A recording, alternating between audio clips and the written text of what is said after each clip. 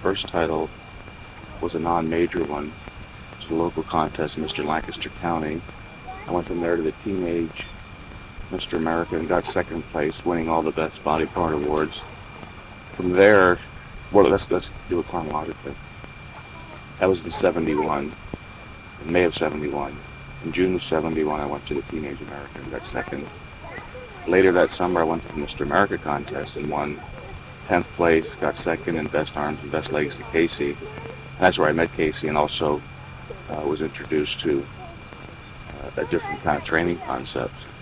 Arthur Jones was there, and Casey, of course, told me about his training on Nautilus and the abbreviated training program. And right after that contest in 71, I hurt this shoulder very, very badly, my right shoulder, and had to quit training for 8 months. And it was a shame because it was at that point that I was getting very, very enthusiastic and making tremendous progress. And it's funny, 10 years later, I'm still having trouble with that same shoulder. I was doing dumbbell flies, and just a freak accident. So the weight got out of control and threw the shoulder out of joint, and apparently hyperextended a lot of ligaments and tendons. And even now I can hear it, Kathy can hear it clicking when I go to grab her or lift my arm to do something. And it still hinders my training somewhat. And then in 71, well, after that incident, after I hurt my shoulder and couldn't train for 8 months, I kind of lost my enthusiasm, got rather depressed even, and didn't do any kind of training at all until about 74 when I had ballooned up to 245 pounds and got very disgusted with myself. And just for the purpose of getting back into a reasonable condition, not with the idea of competing, started training again 3 days a week, just a couple sets of body part.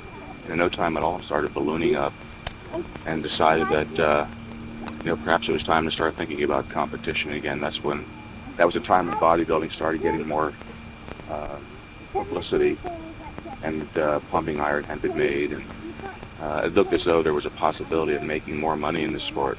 And I was getting along in age too. I'd always wanted to be the best. I thought if I was ever going to do it, I better make my move now. So that was 75. In January of 75, I decided to train for the IFBB America, which Franco held here in Los Angeles, and got down to 196 pounds from like 245, and placed what I thought a credible third behind Robbie Robinson and Roger Callard. Very, very happy about that decision, but knew that I wanted to be the best. According to my own timetable, I had to win the next year or two. So I trained like crazy after this 75 America with my brother back in Washington. Trained very, very heavy that winter and improved enough to not just win the contest, but totally freak out the judges. And people had seen me the year before because I gained 14 pounds of muscle. And they thought I was a different human being. They didn't even recognize me. I went from being a distant third to a very easy first place win, having beaten Roger Callard on every judge's scorecard but one, and that was Arnold's. I think I mentioned that last night. There were 9 judges, and every single judge voted for me but Arnold. Of course, Arnold was Roger's training partner. But that was the beginning once you win the America, or at least for me it was. That's stepping stone, a greater stimulus to continue. I went on to the 76 Mr. Universe in Montreal where Robbie won. I didn't really think I beat Robbie until that night. I thought I had gotten a greater audience reception and people were coming up, Lou Ferrigno, Boyer Coe, and said that, hey, you could really win this thing. But in the back of my mind and in my heart, I knew that there was no way I was going to beat this guy.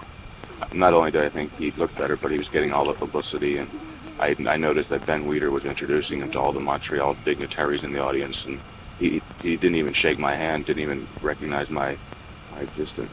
So he did win, and then the 77, of course, was much worse because I lost to Cal Scalak, having been designated the favorite that year. But even that didn't bother me so bad. I've never taken defeat that bad. Cal was in very, very good shape, where I was definitely off, not quite at my peak. I could have won and it would have been justified because of my better symmetry, but there was definitely a period there from 76 to 77 where I kind of lost my focus. That's when I came to California in 76. And it seems to happen to a lot of young bodybuilders and even older bodybuilders. when they leave their home environment to come to California, Southern California, they lose their focus and actually get worse for a while. I've seen it happen in numerous instances. The most dramatic example was Darcy Beckles. Joe was really hot on him for a while and brought him over to be the next Robbie, and he just went downhill. And that seemed to happen to me that year. But then, having lost the 77 universe, I realized I'd better get my act together or forget about making a career of bodybuilding, and came back in 78 and won with a perfect score.